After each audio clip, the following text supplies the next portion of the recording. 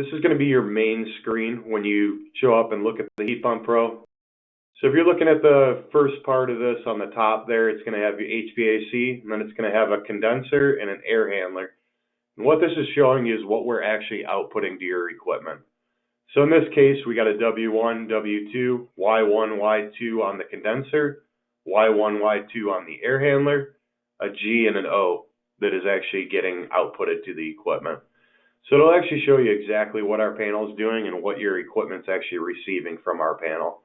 So it'll speed up your troubleshooting to kind of see exactly what we're looking to get out of the panel.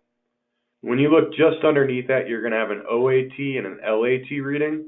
The OAT is going to be your outdoor air temperature. If you guys just have a conventional gas furnace system with an air conditioning, you do not need to run that sensor outside, but it does still need to be on the panel. If you don't have it attached to the panel, it's going to read 0 degrees on your outdoor air, and it will not allow for the operation of the condenser. All they'll get is a fan, because it's going to think that it's too cold outside to run the air conditioning. Right next to that, you're going to have your leaving air temperature protection. So that's going to be your LAT, and that's going to be what it's actually reading in the plenum of your ductwork.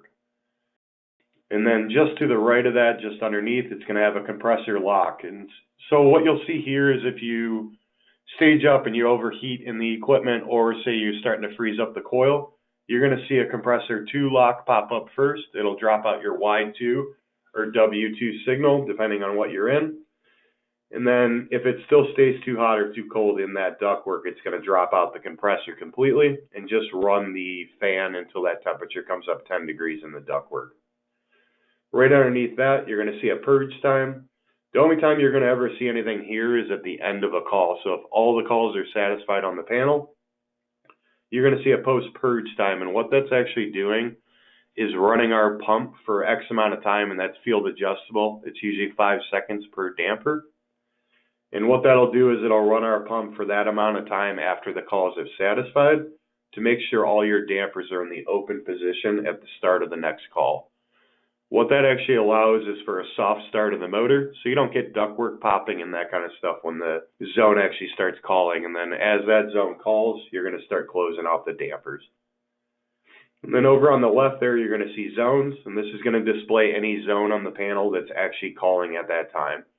So it'll have zone 1 through 4, or whatever zones are actually calling will be displayed in that window there. Then it's also going to show your zone weight, which is the amount of ductwork that's actually open in the system at that point.